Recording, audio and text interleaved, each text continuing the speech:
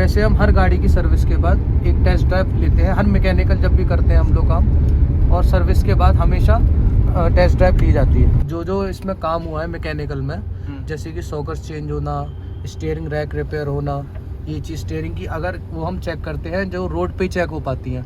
Road पे जाके अगर इसकी रैक में आवाज़ होगी तो स्टीयरिंग से आवाज़ आएगी, सॉकर में आवाज़ होगी तो उसके माउंट या उसमें दिक्कत होगी, तो हमें उससे मालूम पड़ जाता है जो हमने मैकेनिकल काम करा है वो सही हुआ है या नहीं हुआ। हेलो व्हीकल केयर व्यूवर, अब हम जा रहे हैं टेस्ट ड्राइव पे, और टेस्ट ड्राइव में हम बहुत सारी चीज़ें चेक करते हैं। जैसे कि अभी हम चेक करेंगे इसके सस्पेंशन में से नॉइज़ आ रही है कि नहीं आ रही है।